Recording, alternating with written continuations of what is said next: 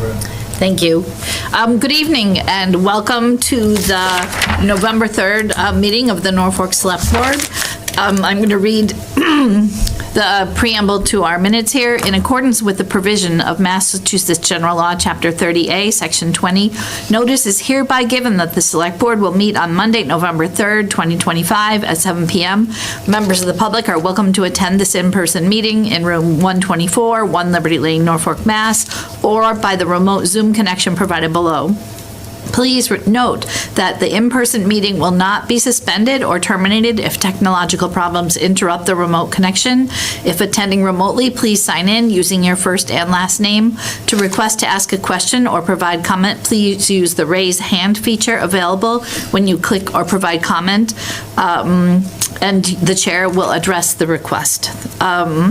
And please be advised that this meeting will be audio and video recorded for future rebroadcast by the wonderful Norfolk Community Television. Thank you very much. We're going to start this evening with the Pledge of Allegiance.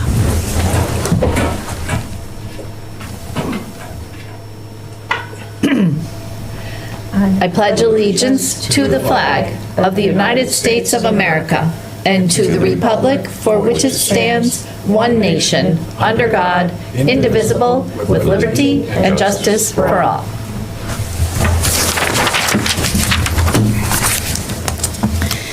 And at this time, I was going to read the public comment words.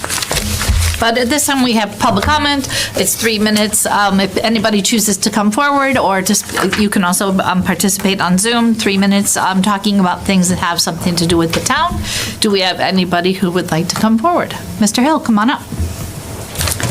Yeah, in a comfy chair.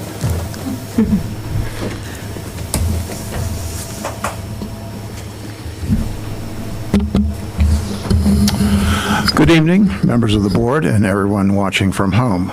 I address the board this evening, speaking only for myself. I'm going to interrupt you. Will you say your name and address? Oh, I'm sorry. Glen Hill, 22 Tucker Road. Thank you. 30-year Norfolk resident. I address the board tonight, speaking for myself with respect only to the library and to a verbal directive of the interim town administrator issued to department heads that conditions use of the library after hours on a certificate of insurance for which no compliance criteria today exists. The directive, as stated, caused grievance to me and to others who are already on the public record with their objections to this directive. While I had prepared to deliver tonight a comprehensive set of objections and criticisms of the directive and how it was delivered, owing to a late-date phone call with myself and the interim town administrator, whereby the interim town administrator explained his calculus and agreed that there is no written policy with respect to his directive, and whereby he seeks help in this matter, I lay my objections aside for the moment and offer the following. As I said during our phone call, and as I say to everyone who is willing to listen to me, an unwritten policy isn't worth the 4 corners of the paper it isn't printed on. Such policies and directives are unenforceable. Every competent lawyer will tell you so. As the interim town administrator explained to me, he is concerned about risk to Norfolk taxpayers, especially with respect to risks that might not be well known, well understood, or effectively managed. As a board-certified risk manager myself, I share each and every one of his concerns.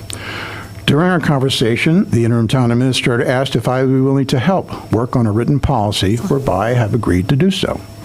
I suggest to the board and to the interim town administrator that the verbal directive be rescinded and that a written announcement to department heads then issue, wherein the announcement explains the concerns that gave rise to the directive and the intentions of town leaders to explore the risks and then prepare a written policy that delivers comprehensive guidance required for department heads and for the public to know what is reasonably expected of them and with which they may comply, all to the benefit of the town and to all who use town facilities. If the town prefers assistance in writing this announcement, I am more than willing to assist if invited to do so. I caution, however, that each day an unwritten policy exists, and with each and every incremental verbal policy that may in the future issue invites greater exposure to conflict that cannot be as easily and as inexpensively and as expeditiously addressed as my phone call with the interim town administrator tonight. This advice is free. I urge the town to hear it, accept it, and to act accordingly. Thank you. Thank you, Glenn. You're welcome. Thank you. Thank you, Madam Chair. I want to thank Mr. Hill for sending me the email he did this weekend and for talking with me today. I do appreciate your time, Mr. Hill. I very much appreciate that. And I am of the mindset of I will accept whatever help I can get from anywhere within the town. So if you're willing to work with me, I'd be more than happy to do so, sir. And I thank you. I will be in touch with you tomorrow. Excuse me. I'll be in touch with you tomorrow. Thank you. Excellent. Love that.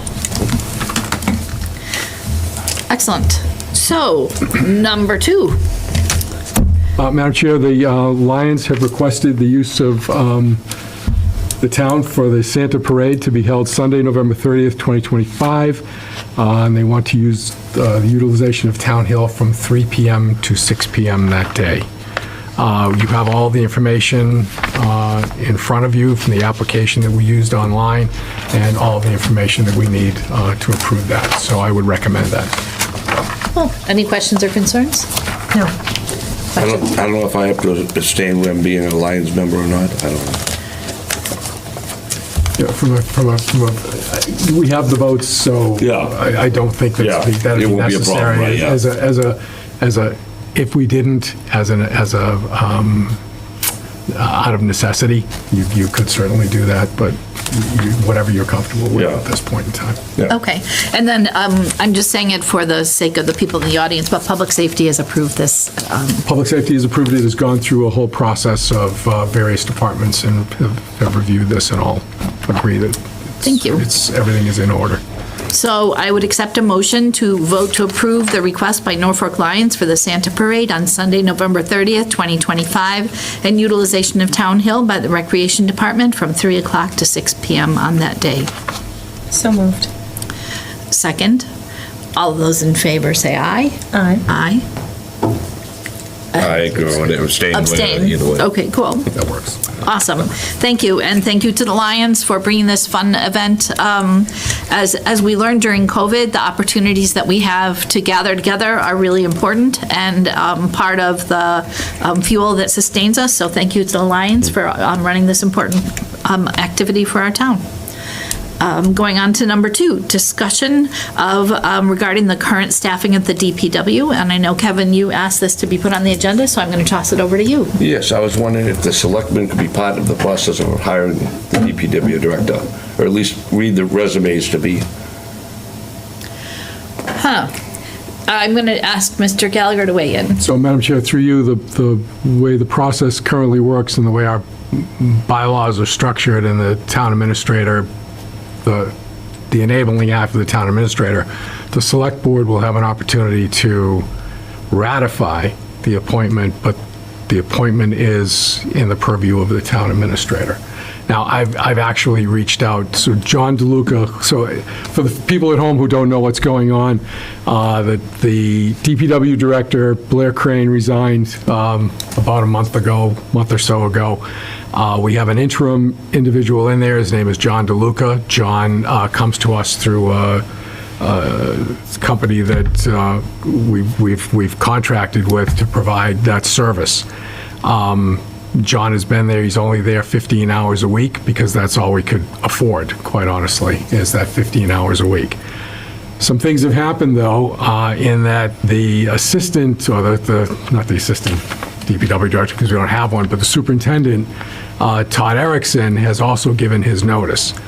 Todd was going to be leaving us on the 7th of November. I met with Todd and had a long conversation with him, and he agreed to stay until the 14th of the month because John DeLuca is out of town this week. So that would have put us in a very bad situation. So at least the two of them will have a week or so.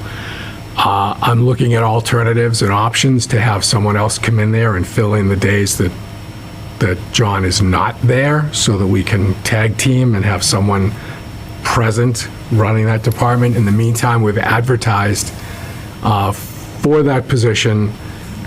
We've received a few resumes. We reviewed the resumes. I sat down with John, actually, and reviewed the resumes because he knows this business better than I ever will. And we had a couple of individuals that we interviewed. We interviewed both those individuals and didn't feel that either would be appropriate for that role. So we've re-advertised on the MMA website, and we continue to look for a full-time DPW director. I will tell you, the problem that every community is having right now is a lack of qualified people for a number of positions, including town administrators, DPW directors, finance directors.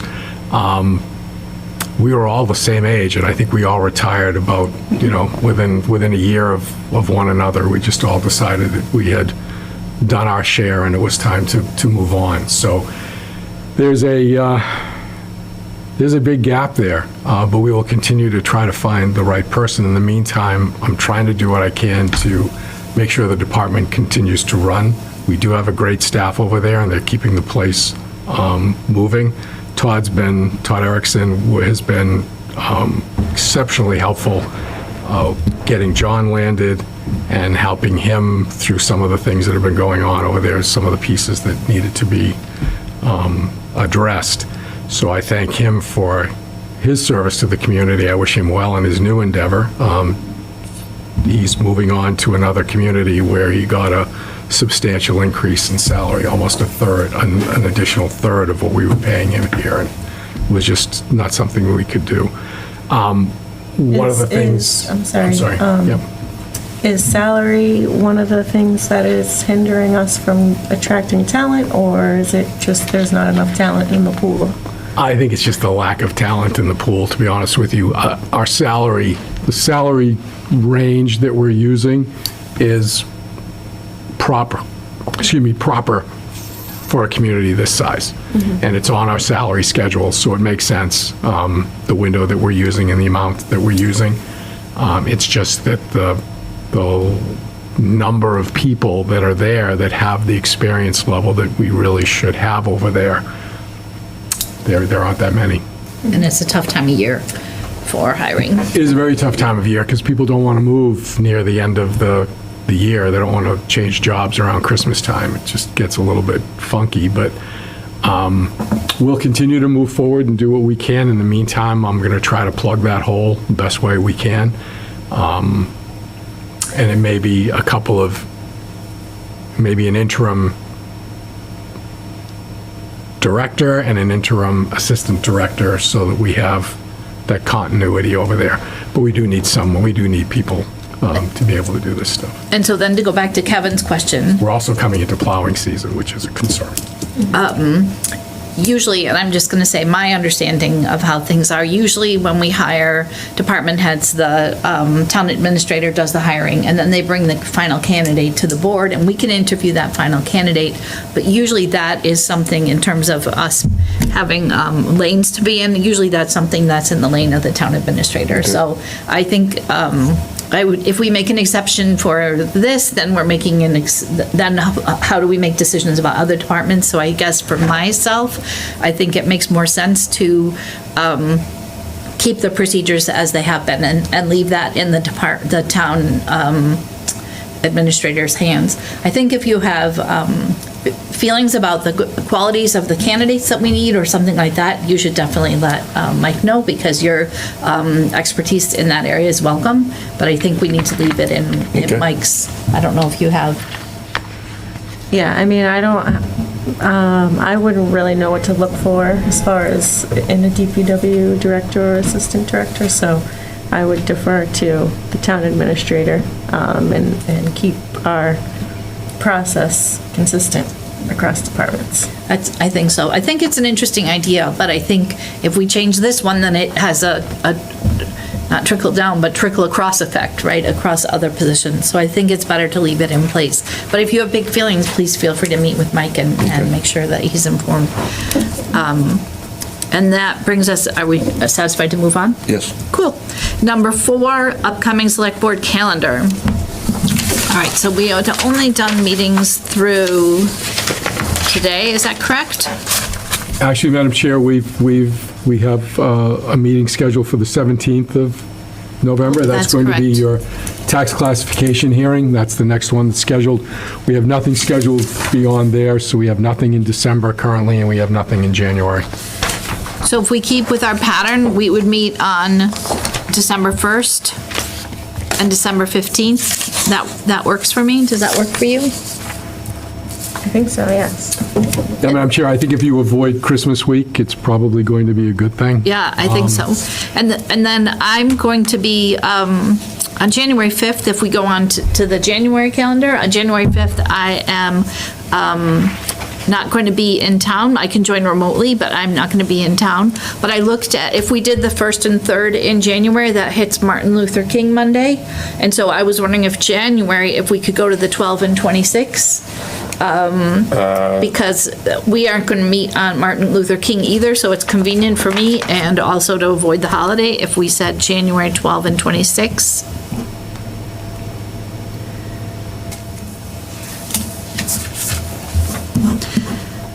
And somewhere in there, we're going to have a special meeting to interview the finalists for town administrator. But we'll wait until we have. Yeah, I hope that's not January. I hope that's not January either. I hope that's sooner than later. On the 26th, I can't, I have a prior meeting that night. I always have the fourth Monday is tied up. Can always do the second, the 12th and the 19th. 19th is Martin Luther. Oh, the 19th. 19th is Martin Luther, so we could just pop it over to the 20th, which is Tuesday, but then Nope. does that affect, nope, he says nope. How about the I do. 21st? Wednesday work? January 21st. That actually, that works for me. We just gotta find out, make sure that no other meetings are in the room. Right, I just have to make sure. So I didn't tentatively- see any scheduled, but it's so far out. Tentatively, we'll say January 12th and 21st. Okay. And then somewhere in there, we'll have a different meeting to interview our finalists for town. Hopefully that's later this month, the first Oh, week of I would be, I December. hope it's next week. Like, that would be great, but I'm not holding my breath. Are you also going to have a meeting the hour before town meeting, or no? I think we said we didn't think that was necessary. Yeah, Madam Chair, through you, I'm not sure there's anything on the agenda that would require the select board to meet unless something came up from the planning board that needed the select board. But I can't think of anything. Nothing strikes me based on what's on the warrant that would require the select board to convene. So do you think it benefits us to put one on there just in case and then cancel it? You can certainly cancel a meeting. You can't convene one. So we may want to post one just to be on the safe side. Excellent, so on the 12th. Correct. But let's not say an hour, Amanda, let's say half an hour, like, let's, because usually we meet and then we're sitting around. So, let's say at 6:30, and then hopefully we'll cancel it because it's moot. Does that feel okay? Excellent, so that is it for the calendar, and that moves us already to town administrator updates. So, Madam Chair, I have a few updates and a couple of announcements. In your packets this evening, you received a letter from the Commonwealth of Massachusetts, the Office of the Attorney General. The town was being investigated, I guess is the best way to put it, for a situation with an unbid work that was performed by the DPW prior to me getting here. The letter pretty much spells out what transpired. It also talks about things that the Attorney General wants to see the town do to ensure that that never happens again. I've had conversations with town council. He is going to reach out to the Assistant Attorney General to that signed this letter, because a lot of these items we've actually already implemented and the others are in process. So we are complying with all the things that the Attorney General wanted to do, and I think at this point it's important for us to also acknowledge that the Attorney General went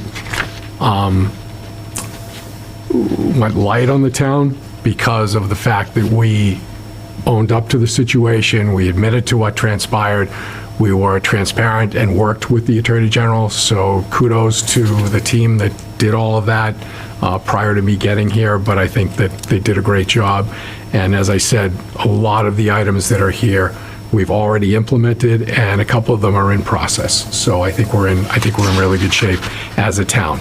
There again, be helpful if we had a policy, and that's something else we need to look at from a procurement perspective, is getting that in place so that we have practice, but we need policy. Excellent. And just to follow up on that, and then I'll turn it back over to you, but I know that Justin Casanova Davis did a lot of work in partnership with them, and they refer in the letter several times to the candid assistance from our community, and that's Justin's work to say, we didn't mean to do this, we're really sorry, we're going to fix it, and what can we do, and taking proactive steps so that this is less severe than it could be. So thank you to Justin for his leadership. Absolutely. To another item, town administrator search. Just wanted to bring everybody up to speed, Madam Chair, through you to the public. The screening committee convened a couple of weeks ago and organized, so they have a chair, a vice chair, and a recording secretary, or clerk, I should say. They are scheduled to meet Wednesday evening to actually review 10 resumes so we had 34 people apply for the position. MRI assisted in that process, narrowed that field to 10.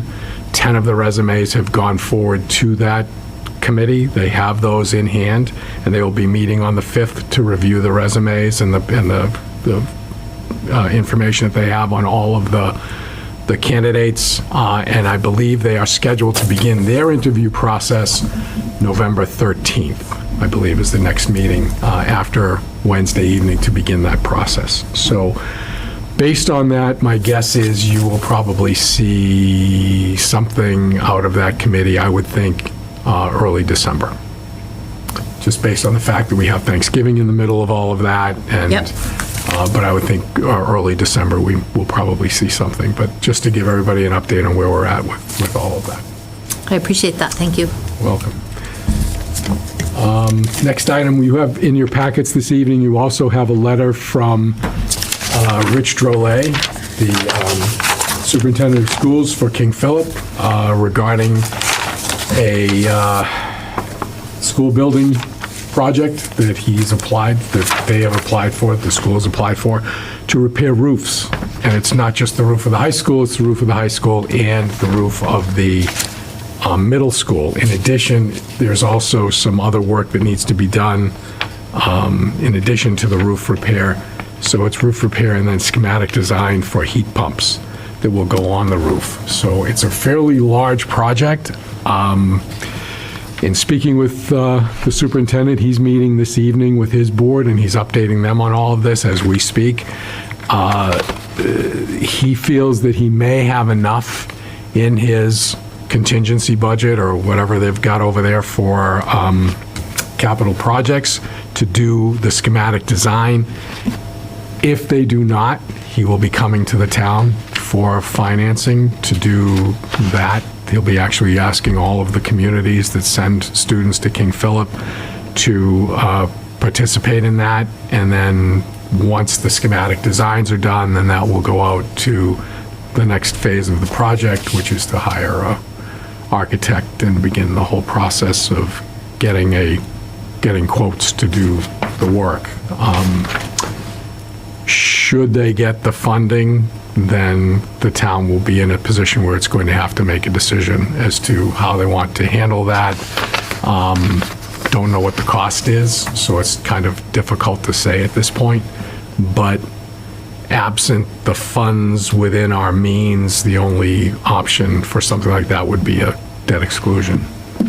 So is the heat pump and the roof, both of those projects are eligible for the MSBA funding? They are. Yes. Okay, that's good. It's not good.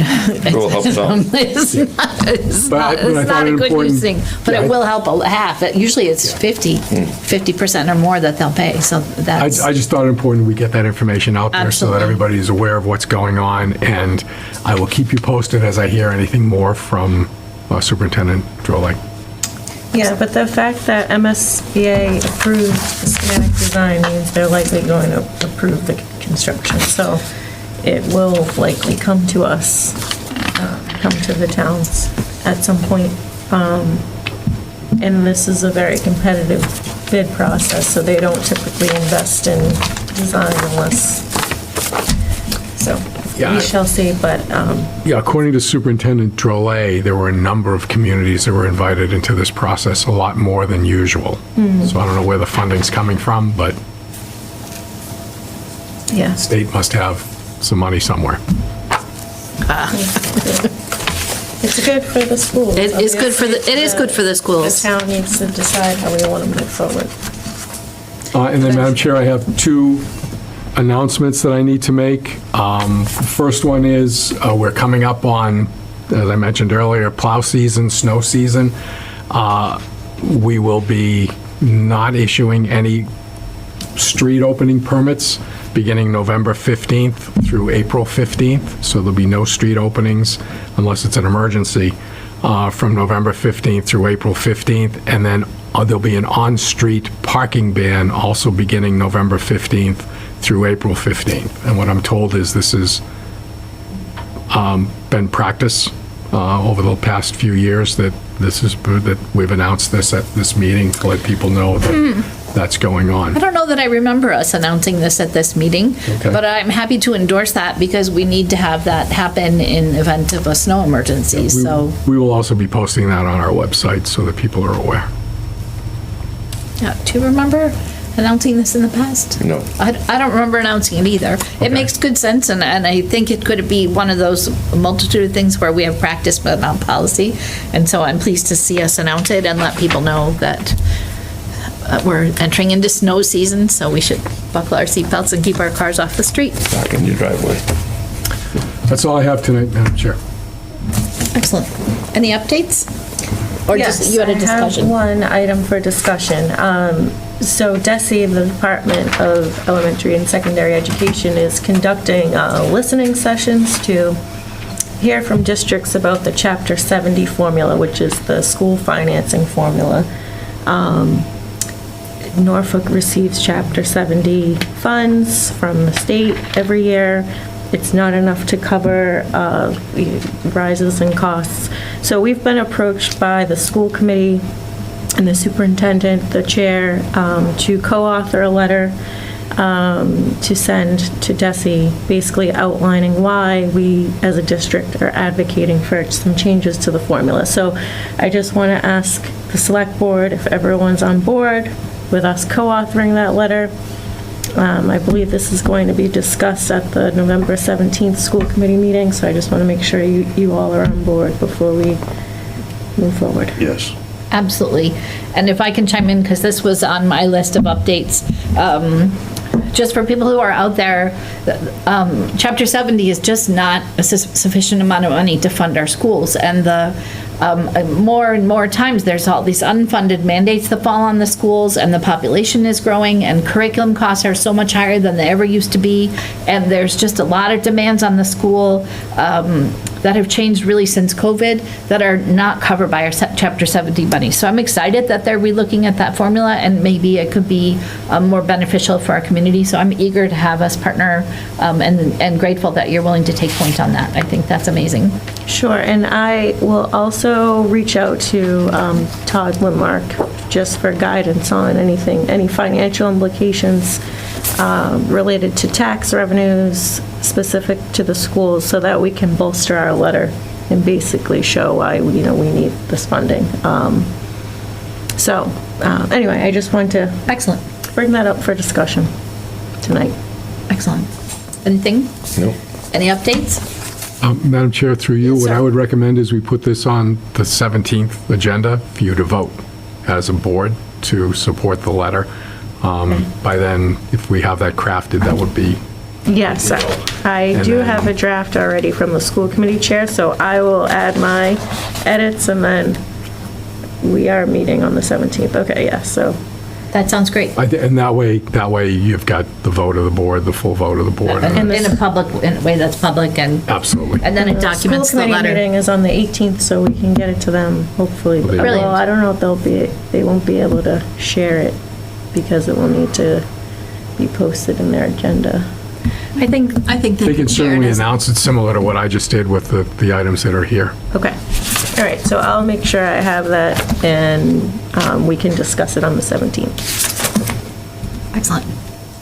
Any other updates? other updates? No. I have a couple. So, first of all, I was going to talk about the Chapter 70 listening meeting, so thank you. I wanted to say that we had another couple meetings of our Norfolk Citizens Academy. That's going well. We're taking a couple weeks off because on November 5th is the pre-town meeting. And just to remind folks that the pre-town meeting is at Freeman Kennedy School, I believe at 7 o'clock at night. That's and correct. it's just an opportunity to bring questions you have about the warrant. So it's specific to the warrant, but you have any questions about it, things you don't understand, department heads will be there to answer your questions. And so please join us on the 5th. I will not be able to be there because my godson is getting married in a faraway place. So I will not be able to join you, but it's there for you. So if you have questions, please join us. And then on November 12th is town meeting, and that is your government. You are the government at work. So we're the executive board, among others, and the legislative board is you. So we need you to come to town meeting. Please join us. Town meeting is at King Philip Middle School at 7 p.m. Please, please, please join us at the middle school for our town meeting. And then I wanted to talk about, there's been a lot of news about food insecurity, and we as the town hall do not have resources, but we have a lot of connections to people who do. I know the schools are having efforts to support people. Our food pantry is having efforts. The Franklin Food Pantry has reached out for us, and we also have private organizations that have reached out to us. So if you are having food insecurity, if your family needs support, please call town hall. And while we don't have the food here, we have connections, and so we'll connect you to the people who can help. So please don't be shy. We want to support you, and we will find a next place for you to get some support. So thank you. And the last thing I wanted to share was the Massachusetts Municipal Association just published this report. It's called A Perfect Storm. Cities and towns face historical fiscal pressures. And it's kind of a summary about what's leading us to this moment. I know Justin used to say it's a perfect storm, and we used to say, no, it's kind of bigger than a one-time storm, but here they are saying it's a perfect storm. But I'm going to give this to Amanda so that it is attached to our minutes, so if anybody wants to read the report. And I think for me, it was useful just to have some perspective that this isn't a Norfolk situation or a Rentham situation. This is a perfect storm for the state of Massachusetts, communities in the state of Massachusetts. So I'm just going to ask Amanda to attach this to the minutes in case anybody wants a little light reading to see about how things are going in the state. And so that's the end of my comments. And then Anita, warrants. I'll just add about the food drives. If you are interested in donating, also, the Norfolk Food Pantry is accepting donations. If you'd like to make a monetary donation, you can donate online through the Emmanuel Church. You can also donate grocery gift cards. So if you'd like to make a donation, there, like Anita already mentioned, there are plenty of organizations out there that are helping fill this gap right now. So lots of opportunities to volunteer as well. And to piggyback on the back of that, I know that I've gotten a lot of texts lately that say, federal employees are going without paychecks. Please contribute to there, and be careful about those texts. If you want to donate because you're capable and that's important to you, go to those sites directly. Do not click on those texts. Don't click on them. I don't click on, even in an email, I don't click on it. I go, even if it's from my bank, I go to the bank and I log in separately. So please be careful about clicking on those things. People will take advantage of your kindness and your generosity. But we do have people in need, and if you are able and interested in helping out, there are ways to do that safely. So thank you. And then warrants. I'm sure you have 1, 2, 3, 4, 5 warrants. I would accept a motion to approve the warrants as listed in the agenda. So moved. Second? All those in favor say aye. Aye. Aye. And minutes. I'd like to make a motion to approve the meeting minutes of October 20th, 2025. Second. All those in favor? Aye. Aye. Excellent. And that moves me to the executive session, yes? Yes, Madam Chair. So the Select Board will be entering into executive session under Massachusetts General Law, Chapter 30A, subsection 20A2, to conduct strategy sessions in preparation for negotiations with non-union personnel. Finance Director Todd Lindmark, as discussed in open session, would impact the board's bargaining position, and the board will not return to open session and will adjourn directly from executive session, and the chair so declares. So I request a motion that the board vote to enter into executive session under Massachusetts General Law, Chapter 30A, subsection 20A2, to conduct strategy sessions in preparation for negotiations with non-union personnel. Finance Director Todd Lindmark, and the board will not return to open session and adjourn directly from executive session. So moved. Second. Roll call vote. Kevin Roach, aye. Peggy Sigmund, aye. Anita Mecklenburg, aye. Thank you. We're now in executive.